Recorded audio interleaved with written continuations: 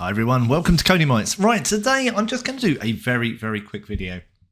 Quite a common question we get asked is, can we put a live video feed into TwinCAT HMI? Now, this is rather than going anything along the lines of TwinCAT Vision, which is obviously more for industrial vision, measurements and pattern matching, those type of things. It's not for this reason. So we have customers come to us and say, no, we just want to see what's on the other side of the machine. Your HMI is sitting there. We've got some space on the HMI. We would like to put the feed inside there.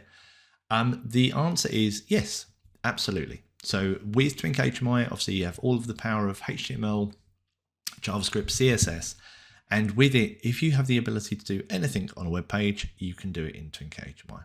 Now, there's some caveats with that.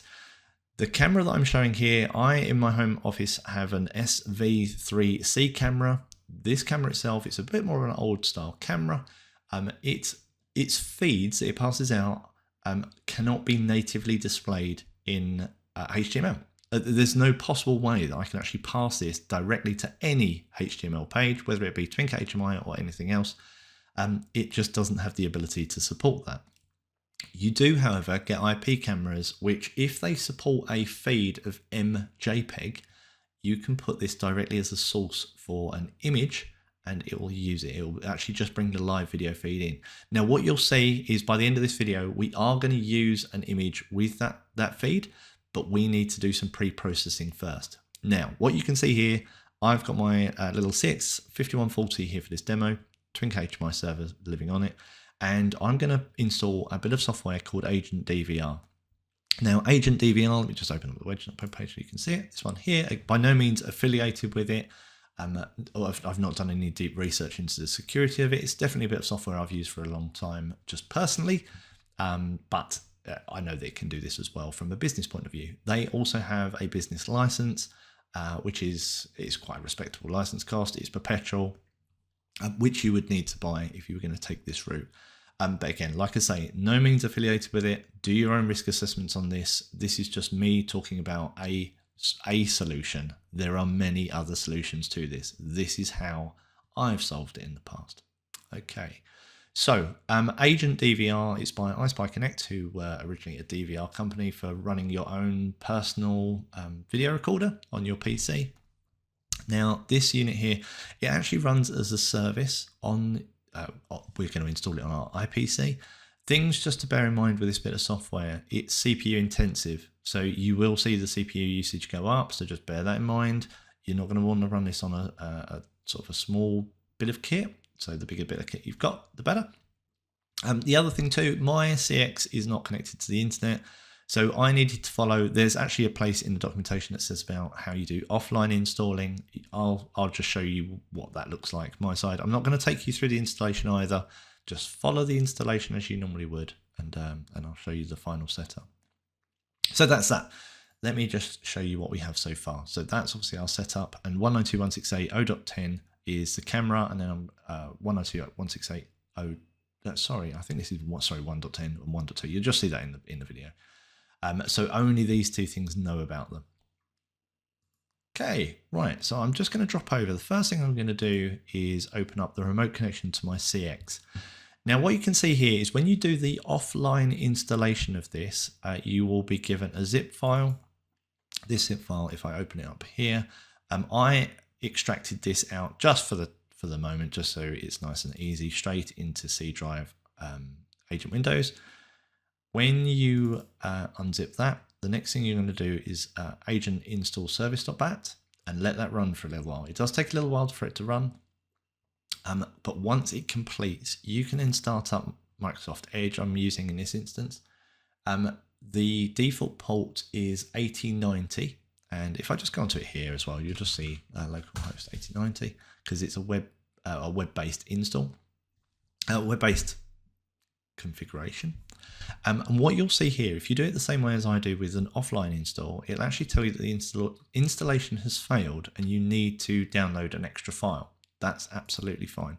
So the file, it'll give you a path of where to go and find it. It also tells you to put it into DLLs, x64 and install it in here. So that's what you can see that I've already done. So once you've done that, the software will work.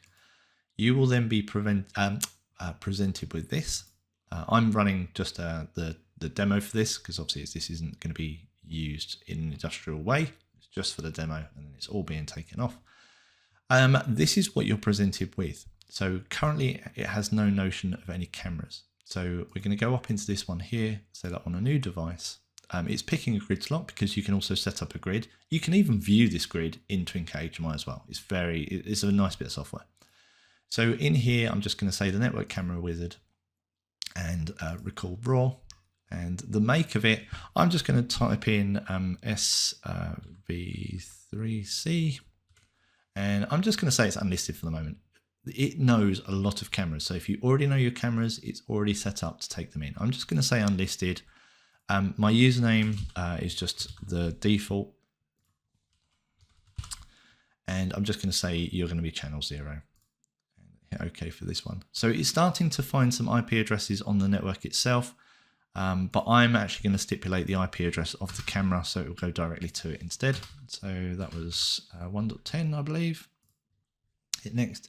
And what it does is it actually goes off and checks for all open ports and services on the camera, trying all of the different techniques a lot of these cameras will use.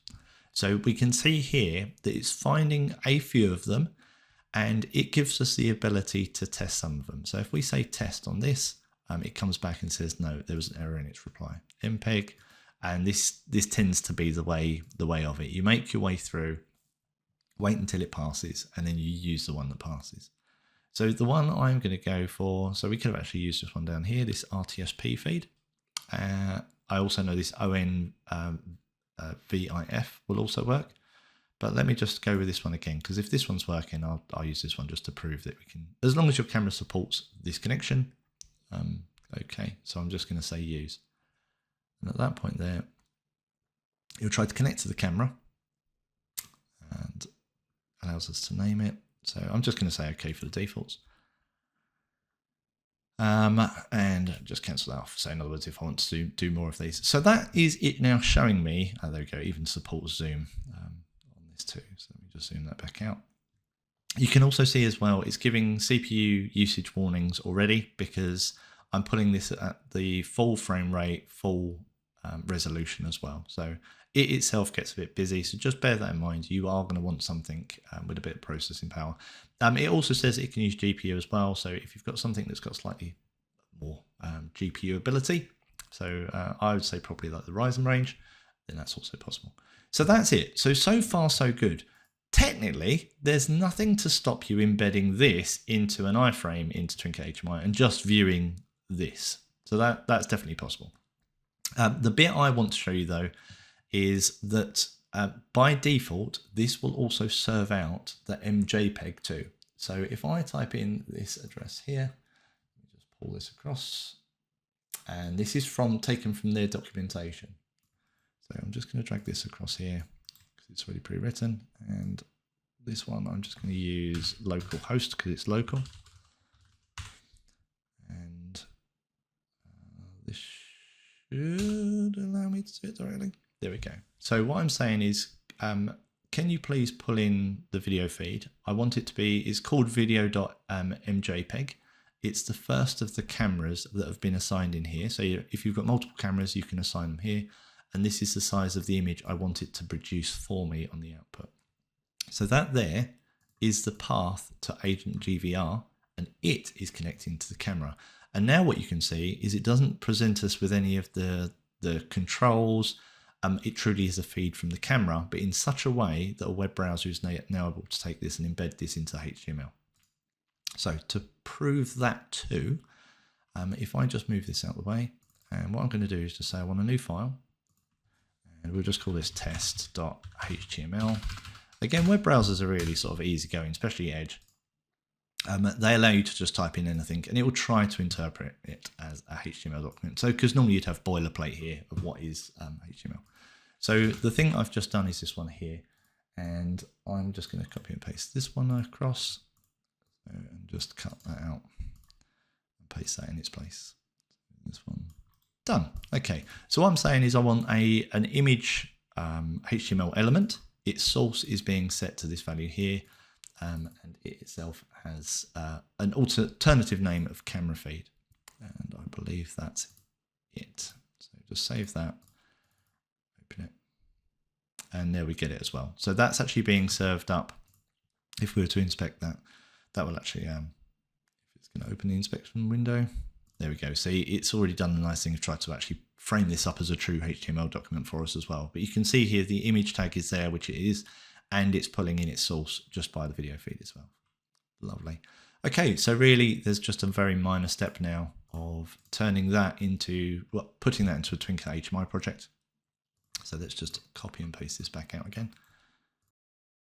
Okay, now from here, what we're going to do is just open up, well, I was going to open up the toolbox, but actually there's quite a feature in TwinCAT HMI, because I have that image element that's actually saved in the clipboard at the moment. If I try to paste that in the source, what it will do is it'll recognize the fact that I'm trying to put an image in there, and instead it actually sets you up a TwinCAT HMI image instead, and it automatically sets the source to what the source would have been of the one that I was actually copying in. So you can see, just swapping back to that, this is what I copied, and as far as TwinCAT HMI was concerned, it recognized you wanted an image pasted in, so it's made the back-off version of this, or the TwinCAT HMI version of that, which is good enough. That's a good start. So I'm just going to swap back and just move that over and just make it slightly bigger. Now what you can see here is it believes the source is broken, and the reason for that is because this is currently trying to view the image, and it is using localhost. Now, if this PC had access to the IP address of the IPC, which it does, this could be changed, but obviously you just have to bear in mind that when you deploy it to the IPC, whoever is viewing the page needs to be able to view the source of this feed, which is Agent DVR. Okay, there we go. So it won't work on this one for the moment, but it will work when we deploy. And that's it for the time being. So now I'm just going to go into TwinCAT HMI Publish. And I've already got it set up for my pointing to my CX. Just publish it down. Okay, and that was complete. Just going to open this, move this out of the way, and ask it to start the first page. Log in.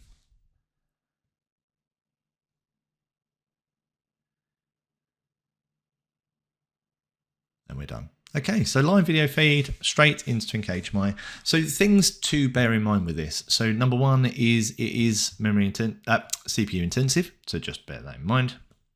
You're going to need to have spare capacity with this. And the other nice thing as well, it's definitely worth having a look through.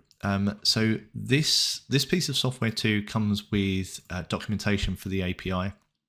I think what I did is actually just search for API on Agent DVR, and it allows you to control it via HTTP REST as well. So that's quite easy to do when you are in as a web client. So from in here, you could make some buttons that actually fire off requests to this IP address, and from that you can actually ask it to start and stop recording of the videos, and you can definitely take control of the software purely by trying to access almost like a web page on it. It's classed as a RESTful API they have. Alternatively, another what would be quite an interesting use case for this is if you were to use TwinCAT with the IoT functions and use HTTP REST. I've actually got a video on that as well, just a bit further down on Bytes. There's nothing to stop you issuing those HTTP REST commands from TwinCAT. And from that, you would be able to do things like if sensors are triggered, then start recording, that type of thing as well. So definitely have a bit of a play around, see if you like it, but this is definitely a one way of doing it. If your IP camera supports this MJPEG anyway, don't worry about it. Just drop in an image, point it at your IP camera, and you can use it.